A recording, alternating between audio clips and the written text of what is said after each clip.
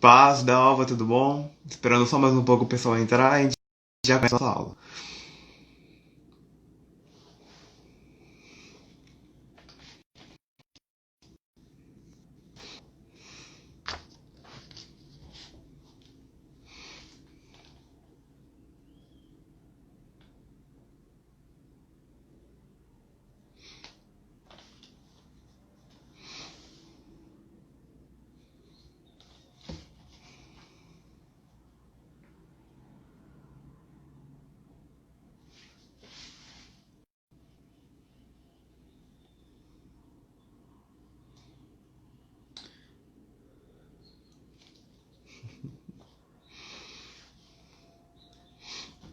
Ok, já vamos dar um breve início. Bom dia pessoal. Hoje a gente vai falar sobre a nossa lição de número 12 da nossa revista, a penúltima lição da nossa revista, a lição que tem como título As cidades de refúgio são estabelecidas, e ela é centrada no capítulo 20 de Josué, em exclusivo entre o versículo 1 e 6, mas nós vamos falar sobre o capítulo inteiro, que são três versículos a mais, que é do versículo 1 ao 9. Recapitulando um pouco o contexto do que o livro de Josué ele dá desde a última aula, a aula da Ana. Bom, o povo agora ele já conquistou o território. Tem posteriormente, lá mais pra frente, quando tiver uma hegemonia judaica, como diz a revista, é quando o povo termina de conquistar todo o território de Israel. E o povo é escrito, é dito sobre os 31 reis dos povos cananitas que o povo hebreu triunfou em cima deles, que o povo triunfou. E esses 31 reis são citados em forma de versos, e é para ser lido como se fosse um hino mesmo, como se fosse uma música, para o povo hebreu não se esquecer dos milagres e das maravilhas que Deus fez por eles, e também porque esse hino, esses 31 reis que se tornam esse hino, vão se tornar como se fosse um grito de guerra que amedronta os povos inimigos ao povo hebreu. Ok? É estabelecido no livro de Josué estabelecido em Levítico as relações dos territórios, as tribos que vão receber tais territórios, em especial a tribo de Levi. E aqui vai dar uma pincelada, vai dizer de novo sobre cada parte do território de Israel e cada tribo que vai receber. Bom, é dito, e deixa bem claro isso na realidade, que a tribo dos levitas, a tribo de Levi, ela não recebe herança.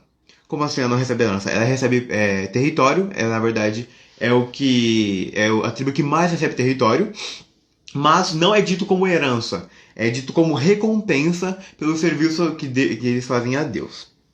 Ok? Posteriormente a gente vai falar um pouco mais sobre isso, a gente vai centralizar um pouco mais sobre isso.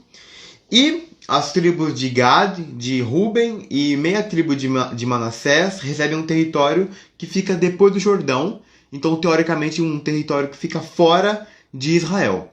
E aí tem até uma história bem interessante, que eles constroem um altar, assim como Abraão construiu altários, para que os seus descendentes soubessem que eles eram de Israel, e para que eles não, pelo fato de eles não acharem que não seriam do povo de Israel, eles cometessem eles quebrassem alguns mandamentos que o Eterno mandou obedecer.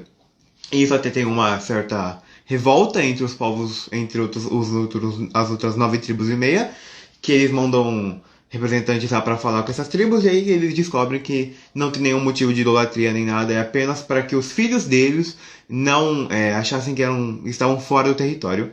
Os sábios vão dizer até que eles fazem isso para que os filhos não fizessem miscigenação com outras nações, para que acabar fazendo miscigenação com com outros povos que o Eterno não se agradava. Ok? E aí tem uma continuidade na divisão de terras, na distribuição da terra, e é terminado um pouco esse assunto com a construção do santuário. O santuário, que ele é uma forma temporária que ele vai ficar até a construção do templo. Ele ficou um total de 369 anos, até ele ser destruído nos tempos do sacerdote Eli. E, posteriormente, nos tempos do rei Salomão, é construído o templo agora de forma permanente. Ok, então aqui a gente começa a nossa aula. Vamos fazer uma leitura agora em Josué no capítulo 20, o capítulo inteiro, é bem curto na verdade, que diz: E falou o Eterno a Josué, dizendo: Fala aos filhos de Israel, dizendo: Designa cidades de refúgio, que eu vos falei por intermédio de Moisés, para que fuja para lá o homicida que matar uma pessoa por acaso, sem intenção, e sirva para vós por refúgio do vingador de sangue. E refugiando-se numa das cidades, apresentar-se-á à porta da cidade, e falará suas palavras ao ouvido dos anciões da cidade, que o admitirão à cidade, e lhe darão um lugar para que more com eles. E se o vingador de sangue o seguir, não entregarão o homicida em suas mãos, porquanto feriu seu próximo sem intenção, e não era seu inimigo antes. E morará naquela cidade até que chegue perante a congregação para ser julgado, e se assim for julgado, até a morte do sumo sacerdote que houver naqueles dias. Só então o homicida voltará e irá à sua cidade e à sua casa, a cidade de onde ele fugiu. Designaram Kedesh na Galileia, na montanha de Naphtali, e Shehen na montanha de Efraim, e Kiriat Arba, que é Hebron, na montanha de Judá. E além do Jordão, ao leste de Jericó, designaram Betzer no deserto, na planície da tribo de Ruben, e Hat em Gilead, da tribo de Gad, e Golã e Bashan, da tribo de Manasse. E essas foram as cidades designadas para todos os filhos de Israel e para o estrangeiro que entre eles mora, para lá fugir todo aquele que matar uma pessoa por acaso, para que não morra pelas mãos do vingador de sangue antes de se apresentar diante da congregação. Ok, então fazendo um resuminho, uma explicação sobre isso, aqui vai falar sobre designar a cidade de refúgio. E que é uma cidade de refúgio? Uma cidade de refúgio, são 6 ao todo, em todo o território de Israel, foram 6 na realidade, e elas são locais em que uma pessoa que cometeu um assassinato sem a intenção, ou seja, um homicídio por acidente, poderia ir e ele poderia se refugiar, digamos assim, ele seria um refugiado, para ele não sofrer o julgo do vingador de sangue. E o que é o vingador de sangue? O vingador de sangue é o parente mais próximo da vítima, e esse parente ele tem algumas, digamos assim, não sei direito a palavra, mas ele pode fazer certas coisas, um parente mais próximo de uma pessoa, que é, por exemplo, quando uma pessoa vai vender uma casa por uma dívida, ele pode comprar a casa, ele tem preferência quanto a isso, e dando um exemplo, Boaz era o parente mais próximo de Noemi. Okay, então, só deixando isso bem claro. E aí o que acontece? Essa pessoa que cometeu um assassinato por um acidente, matou uma pessoa sem querer, os sábios vão até dizer em alguns casos, como uma pessoa que era um lenhador, e aí o machado dela estava meio fraco e ela acabou, na hora de cortar uma madeira, o machado acabou saindo voando e feriu uma pessoa e acabou assassinando ela. Deus nos livre isso aconteça. Mas alguns casos de acidentes como esse, que não tinha intenção, ela vai poder ir para essa cidade. E ela não vai sofrer o julgo desse vingador de sangue. Então, ela chega nos portões da cidade, ela vai abrir o seu caso, ela vai falar justamente o que aconteceu para os anciões da cidade, e os anciões vão ver, os sábios da cidade vão ver se o caso daquela pessoa foi ou não foi intencional. E como eles veem isso? Não vou conseguir ver a intenção da pessoa, obviamente, é por isso que tem até alguns pontos que a gente vai falar mais pra frente, mas eles vão ver o caso com os seus fatos. Então, por exemplo, ele vai ver, você era um lenhador, aquele caso que eu tinha dito do lenhador que o machado saiu voando, ele vai falar, você era um lenhador, ok, a pessoa que você assassinou, você era inimigo dela, alguma coisa assim, e aí a pessoa vai falar, não. E se a pessoa ela tivesse alguma inimizade com a pessoa antes do acidente, já era um ponto muito grande que poderia não ser aceito o caso dela diante da cidade de refúgio. E por que isso? Os sábios vão falar que mesmo que tenha acontecido um acidente, a pessoa ela se beneficiou daquilo, ou seja, ela ficou feliz por causa da inimizade dela com uma pessoa, e pelo fato de ela ficar feliz com aquilo, ela se aproveitou desse acidente, desse desastre, ela não pode ser julgada, ela não pode entrar na cidade de refúgio, e aí ela vai ter um julgamento terreno. Ok? E por que eu digo isso de julgamento terreno? Porque, assim como o vingador de sangue, ele não tinha o direito, essa pessoa mais próxima, esse parente mais próximo de uma pessoa, ele não tinha o direito de matar essa pessoa que fez esse assassinato por incidente. Mas ele não poderia ser julgado por um tribunal terreno. Como assim? Pelo fato de ser um acidente, isso até vai ter aqui no direito aquele fato de uma pessoa ter feito alguma coisa por emoção, no calor do momento. Por ele ter feito isso e ser um pouco de paixão, ele não pode ser julgado terrenamente. Então, assim como o Vingador de Sangue, esse parente mais próximo da pessoa que foi assassinada, assim também o assassino ele não pode ser julgado terrenamente. Então, toda a justiça vai ser divina. Ok? Então, vamos lá. Só voltando, explicando um pouco isso sobre o que são as cidades de refúgio, essa cidade em que uma pessoa vai e ela tem que ficar lá até a morte do sumo sacerdote. E quando o sumo sacerdote morre, aí sim ela pode voltar para a terra em que ela vivia antes, sem o medo da vingança do Vingador de Sangue. Ok? Ok, então até esse capítulo 20, nós terminamos oficialmente o processo de conquista da terra. Não todo o território que a gente vai ver de acordo com toda a Bíblia, mas a parte mais essencial. E aí agora vamos ver os processos, os procedimentos para o povo se estabelecer naquela terra. Ok? E a primeira ordenança que o Eterno dá, depois de conquistarem toda a terra e tudo, é de estabelecer a cidade de refúgio. E aí os sábios perguntam por que isso. Cidade de refúgio não é uma coisa que vai envolver tantas pessoas, não é ela não vai determinar juízo sobre todo Israel, mas aí os sábios vão dizer que o ponto de fazer uma cidade de refúgio é porque depois do povo ter sofrido por esse período de conquistas, esse período que resolviam essas questões na base da espada, era necessário que o povo se concentrasse de novo, eles se readaptarem às leis que eles já eram adaptados. Então, vai ter essas determinações de cidade de refúgio, que é para além dessa necessidade de de um homicídio acidental, um homicídio não culposo. Assim também era para adaptar o povo novamente aos pontos de justiça. Ok. Aqui recapitulando. E aí vem um motivo muito interessante, que é o povo ele teve esse período de conquistas, esse período em que era necessário resolver as coisas na base da espada. E mesmo assim o Eterno, ele se preocupa com o povo depois desse período de conquistas, se tornar um povo maquiavélico, um povo maligno, um povo com uma má intenção. Que é por isso que a primeira determinação é essa. Que ele já quer novamente deixar bem explícito o perigo, a maldade que é em um assassinato, em um homicídio. Ok. E uma questão interessante é a distribuição da cidade de refúgio. A cidade de refúgio, teoricamente, elas são 6. Mas, teoricamente, elas tinham que ser distribuídas de uma maneira equidistante uma entre as outras. Ou seja, tinha que ter uma mesma distância para ficar bem distribuído sobre todo o território. Porém, a gente vai dizer aqui exclusivamente, mas a concentração da cidade não é equidistante, não tem uma mesma distância.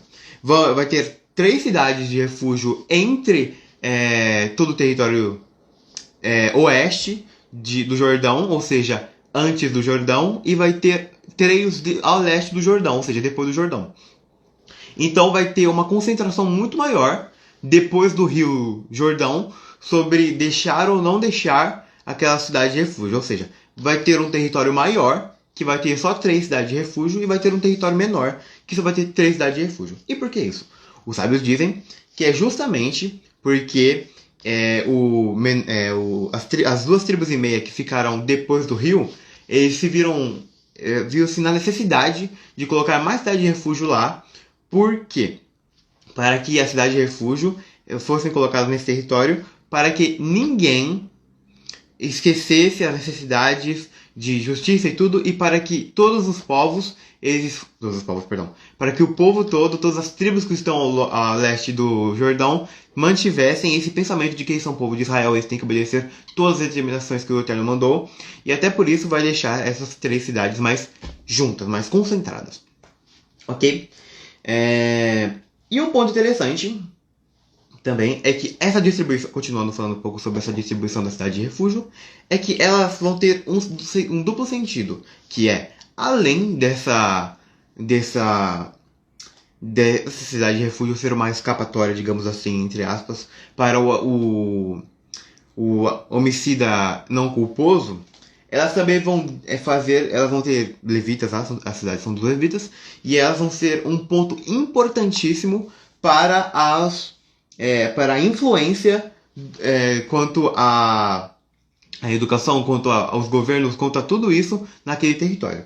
Então, alguns sábios também vão falar que, pelo fato de o território leste do Jordão, o território que fica depois do rio, que é o território das 2,5 tribos, terem mais concentração dos povos não, da cidade de refúgio, é porque justamente ali, períodos depois, vai ser onde vai ter uma guerra brutal, que é a guerra de Gog e Magog, que eu não sei como é em português, mas que seria como a guerra dos últimos dias. Até por isso ele deixa explícito que era para deixar as cidades lá, e eram para ser pontos de justiça, é o termo que usam, que é justamente para que aquele território que posteriormente ia se tornar uma guerra, ia se tornar um conflito muito grande, ele não fosse corrompido, e isso acontece para que o Messias venha logo, que seja em tempo próximo.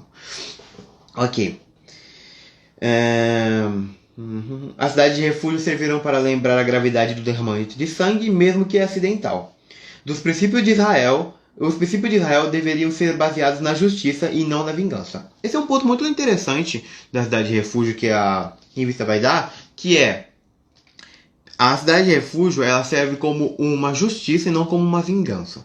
Ou seja, uma pessoa ela estava lá, ela cometeu um homicídio sem intenção, um incidente, e aí, por isso, ela precisa ser julgada e ela precisa que justiça corra. Então, a família daquela pessoa que morreu vai falar: eu quero justiça, pau, pedra, pedra, eu quero que aquela pessoa morra. Só que aí vão falar: não é exatamente isso. Por quê? Porque a intenção da pessoa nunca foi que matar o outro. E é justamente por isso que a cidade de refúgio ela vai ser como se fosse um meio termo. Por quê? Porque se fosse muita justiça, seria... Você ia lá e, pau, pedra, pedra, você teria que fazer com que aquela outra pessoa morresse. Ou seja, você ia ter que fazer que o homicida intencional ele acabasse sendo morto. Porém, se você não fizesse nada, se você fosse muito brando com o homicida, você ia ser injusto com a família. E aí você ia acabar fazendo injustiça na Terra, o que é uma coisa horrível. Então, a cidade de refúgio ela vai servir não só para educar o homem, como não só para punir. Ela vai servir para o meio termo. A cidade de refúgio, você, de certa forma, não é nem um pouco... como pode dizer, benéfico para uma pessoa que ela vá para uma cidade de refúgio. Por quê? Porque ela está se distanciando da sua família, se distanciando do território dela, e ela vai ter que ir começar um novo, mas não é totalmente pesado, não é uma mão esquerda pesando sobre a cabeça dela, que ela vai ter que ser morta pelo fato de ela ter feito um incidente. E aí também vai entrar num ponto dos sábios, que é, se é um incidente, você poderia simplesmente ser um pouco mais brando com a pessoa. Não, por exemplo... falando atualmente, você deixar a pessoa presa por um período menor. E assim você seria um pouco mais brando com a pessoa, mas você não seria injusto. Porque você estaria colocando um juízo sobre ela. Só que os sábios vão falar uma coisa muito interessante, na verdade. Que é, se a gente olhar em toda a Bíblia, não existe punição para uma pessoa que é prisão. Ou seja, se uma pessoa cometer alguma coisa ruim, nunca a punição dela vai ser prisão. Pode ser chicotadas, pode ser apedrejamento, pode ser diversos punições, mas nunca vai ser prisão. Nunca, a menos que a pessoa tenha feito tsarat, que é lepra em português, ela vai se distanciar do povo, mas ela não é presa. É o mais próximo que tem. E por que isso de não ser presa? Porque o Eterno ele vai falar, o Eterno sábios vão falar, que esse ato de você prender uma pessoa, de você designar aquela pessoa para ficar cercada em 4 paredes, sem uma determinada função, sem determinado motivo, você vai acabar tornando aquela pessoa inútil. E aí vai entrar um pouco até no fato de sequestro. Alguns sábios vão falar que o pior pecado que uma pessoa pode fazer aqui na Terra, um dos piores, é o sequestro. Por quê? Porque você está roubando a vida de uma pessoa. Você não está tirando a vida de uma pessoa, que é muito ruim, mas você não está deixando livre, você está roubando a vida daquela pessoa.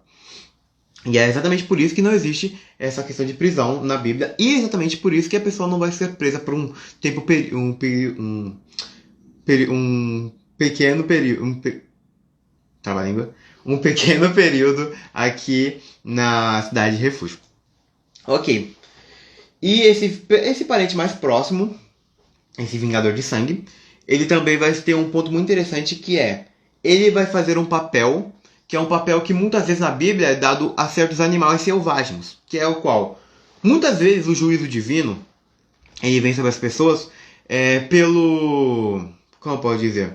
Por certos atos que não envolvem um humano.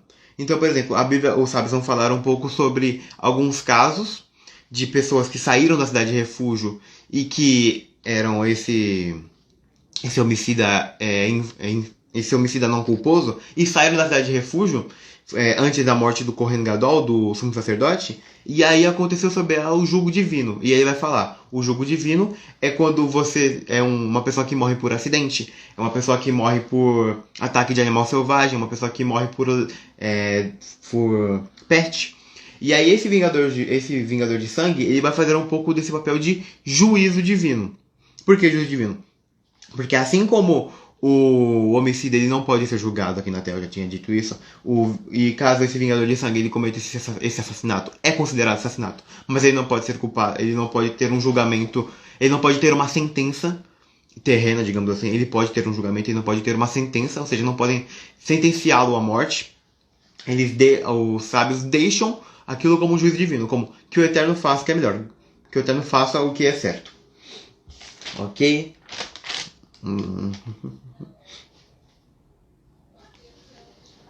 Ok, e agora, entrando agora um pouco sobre o versículo 4. E refugiando-se numa das cidades, apresentar-se-á à porta da cidade e falará suas palavras aos ouvidos dos anciões da cidade, que o admitirão à cidade e lhe darão um lugar para que more com eles.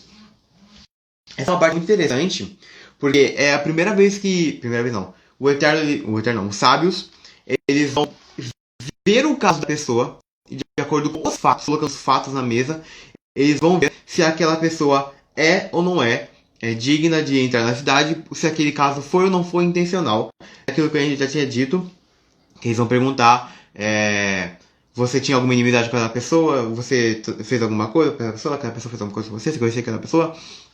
E os sábios vão falar um ponto muito interessante, que é uma coisa que eu aprendi na escola, que é acidentes não acontecem, eles são ocasionados. Então, justamente por conta disso, justamente pelo fato de acidentes não ocorrerem e serem ocasionados, tudo é para o bem, digamos, é assim que a Bíblia, os sábios vão falar, mas pelo fato de acidentes serem ocasionados, é exatamente por conta disso que a pessoa ela precisa entrar na cidade de refúgio, ela precisa fazer os trabalhos da cidade de refúgio. A pessoa que entra na cidade de refúgio, ela ia ter que ficar, digamos assim, à mercê, ela ia ter que ficar obedecendo ao sacerdote, ao responsável por aquela cidade. Por quê? Porque ela fez uma coisa muito ruim aqui na Terra, ela tirou uma vida. E o homicídio é um dos 3 pecados que a Bíblia vai falar que encurtam a vida. E pelo fato de encurtar a vida, de impurificar a terra, é o termo que o sábio não dizer, ele precisa que a sua vida seja destinada ao serviço divino. Então, esse homem que fez um ato físico muito ruim, por exemplo, o caso do linhador, ele estava lá cortando madeira e o machado soltou a parte afiada, não sei o nome, desculpa, e aí feriu uma pessoa, ele precisa fazer um trabalho físico que vai trazer uma luz espiritual para esse mundo. E é por isso que ele ia lá e ele trabalhava com trabalhos que eram para servir ao templo, eram para servir aos levitas. Então, por exemplo, voltando ao caso do machado, ele ia ter que cortar madeira, mas agora cortar madeira para que a madeira fosse queimada no templo, por exemplo. Fazendo essa analogia. Ok? E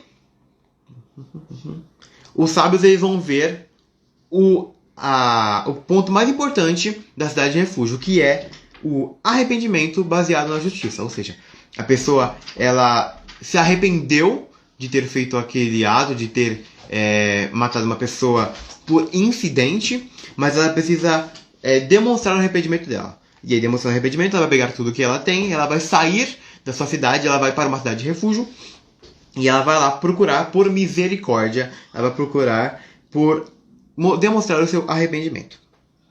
E aí, a revista até vai falar uma frase que eu acho muito interessante de ler, que é: o Eterno prega arrependimento que deve vir pela justiça, não pela vingança. Ok. E agora, entrando um pouco agora no versículo, a partir do versículo 6 de Josué 20, que vai falar um pouco sobre a designação dos levitas e da cidade de refúgio, os locais que elas vão ficar. Vai falar, a revista vai dar um ponto aqui no nosso... A revista vai dar um ponto que eu vou até ler, que é o ponto de número 2 na nossa aula, que é: os levitas exigem sua herança. Ok, que é o ponto 2 do ponto 2, que diz: os levitas receberam 48 cidades, e em volta delas ficaria resguardada uma faixa de terra de 450 metros a partir da muralha para o pasto, e mais 450 após. 900 metros ao todo de cada lado norte, sul, leste e oeste. E a cidade no meio, para ali morarem e cuidarem de suas famílias e seus animais. Os levitas se dedicavam completamente a Deus e ao seu serviço. Por isso, o Senhor os colocou em locais estratégicos de honra, espalhados por toda a terra prometida. Deus, em sua sabedoria, deu aos sacerdotes as cidades nas terras de Judá, Benjamim, próximas a Jerusalém, que seria a cidade do grande rei. E ali se edificaria o templo do Senhor. Todos os levitas tinham como única atividade servir a Deus e, por isso, eram sustentados por Israel. Deus cuida daqueles que ele chama. É muito interessante isso, porque durante todo o livro de Levítico, quando é dito sobre as terras e cada tribo que vai ganhar, sempre, eu já te falei isso no começo da aula, mas sempre é dito um total de 4 vezes em 2 parágrafos, em 2 capítulos, não sei porque saiu parágrafos, que os levitas não recebem herança. Eles recebem recompensa pelo serviço divino. E posteriormente, depois de ter dito isso, vai até fazer uma distinção entre os levitas e os sacerdotes. E aí, os sábios vão dizer que essa distinção de todas as tribos para os levitas e dos levitas para o sumo sacerdote é justamente o serviço divino. O Eterno ele sempre vai recompensar um homem de acordo com o serviço divino dele. Então, uma tribo ela servia a Deus, mas aí dentro dessa tribo, dentro dos levitas, no caso, vai ter os sacerdotes que vão servir ainda mais a Deus, e por isso eles vão receber ainda mais bênçãos. Aquele que serve ao Eterno sempre será recompensado ou reconhecido, mesmo que demore mais do que nós planejamos. É interessante porque quando eu estava lendo sobre esse capítulo 20 de Josué, e aí tem uma expressão muito bonita, que é Ganzu Letová, tudo é para o bem, que vai justamente ser colocado para esse momento. Que os levitas eles foram a última tribo a receber a terra. Eles foram a tribo que mais foi dito que mais recebeu, mas foi a última tribo a receber. E aí o Eterno vai até falar que... os sábios vão até falar que o Eterno deixou por último para que os levitas não se esquecessem de sempre designar suas coisas para Deus. E aí é quando os levitas pedem para Josué, fala: então Josué, todo mundo tem sua terra, a gente tá esperando a nossa. Que aí nesse momento, no capítulo 20, que vai falar, e designaram, quer deixar a ideia, vai falar a terra, o que foi designada a cidade de refúgio, e em exclusivo todas as terras, as 48 terras que os levitas têm. Ok. E aí, o próximo ponto da aula é fidelidade com Deus.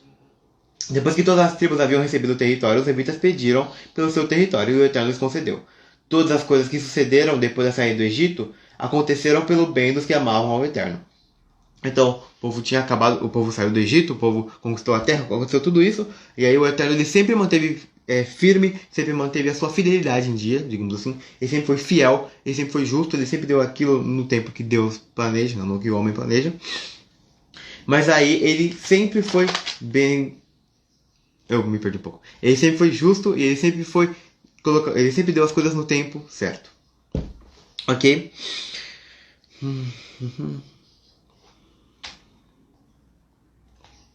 Ok, a gente já começou a finalizar um pouco a aula.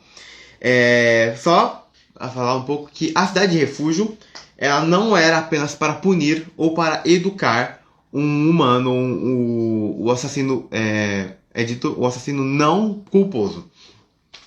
Ela seria para que ele fosse educado e ele fosse punido ao mesmo tempo, num meio termo. Fazendo uma analogia com os dias de hoje, seria como se uma pessoa que ela foi condenada por um assassinato, mas aí eles veem que a intenção dela não foi matar aquela pessoa, e ao invés de ir para uma prisão, ele vai deixar aquela prisão semi-aberta, aquela prisão que a pessoa pode, ela fica teoricamente no mundo, ela fica na casa dela, o regime semi-aberto, muito obrigado. E ela vai ficar nessa prisão aberta, ela não vai poder sair da casa dela, mas ela não está numa prisão. Então, de certa forma, ela não está presa, porém, de certa forma, ela está designada apenas no lugar. Então, ela está presa, mas não está presa num local em que tem diversos assassinos ou coisas assim. E aí a pessoa reeducada, ela sofre uma punição para que a injustiça não seja feita, mas ela não sofre uma punição tão severa para que seja feita uma injustiça para com ela. A cidade de refúgio ela é uma demonstração da piedade que o Eterno nos dá. Mesmo que um homicida seja culpado, o Eterno ele vai julgar sua intenção e poupá-lo de uma vingança. Nesse caso, a vingança do Vingador de Sangue. O Eterno espera o nosso arrependimento e que nós nos transformemos Perdão, eu acabei gaguejando muito. O Eterno espera o nosso arrependimento e que nós transformemos o nosso mundo. Façamos assim como um sacerdote, e purifiquemos este mundo, e o prepararemos para a vinda do Messias, que seja em tempos próximos. Ok, então, só recapitulando um pouco, o homem ele vai ter que sair da terra dele, ele vai ter que ir para a cidade de refúgio, ele vai ter que designar todo o seu trabalho para o serviço que o levita ele designará ele, e aí ele vai ter que fazer um trabalho físico, literalmente, para uma designação espiritual, assim como os sacerdotes faziam. A gente parar para pensar, o sacerdote no templo ele era um açougueiro. Porque ele era um açougueiro, porque ele cortava carne, ele tinha que colocar carne ele tinha que colocar carne na brasa, ele tinha que queimar toda a brasa, ele tinha que fazer diversos trabalhos extremamente físicos, mas que tinham uma carga espiritual gigantesca. E é exatamente isso que o homem ele tem que fazer quando ele quando ele faz esse pecado. Ele vai ter que colocar a sua força, o seu trabalho físico para edificar ao nome do Altíssimo. E aí, fazendo uma analogia a um pouco o nosso dia, é justa essa cidade de refúgio, ela vai fazer com que a gente pense, essa aula exclusivamente, que todas as nossas transgressões elas servem para, e tudo o que acontece conosco, todas as punições que o Eterno nos dá, elas servem para que o bem seja feito. Ganzu Letoval já tinha dito, tudo é para o bem, e tudo é para o bem, e não tudo é bem. Então nós devemos entender que tudo aquilo que nos acontece, que tudo aquilo que nos é designado, tudo aquilo que acontece conosco é um juízo divino para nós. Todas as coisas são boas e nem tudo que nós vemos de primeira mão é muito bom. Mas tudo é bom. Ok? Alguma pergunta? Vou dar um tempinho para qualquer pergunta. E aí depois nós já finalizamos a aula. Questions, my dear. Estou acompanhando aqui, vamos ver se aparece alguma coisa. Não tenho dúvidas.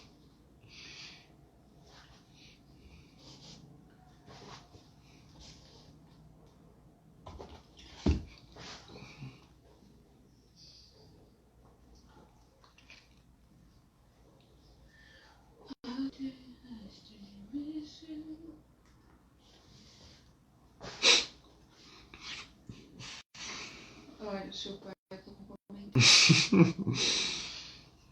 Eu achando que era uma pergunta.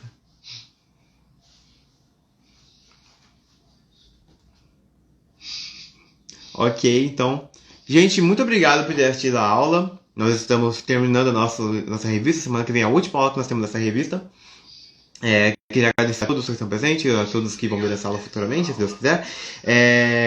Muito obrigado por tudo. Um bom dia, uma boa semana. Às 6 horas de hoje à noite nós temos nosso culto da família.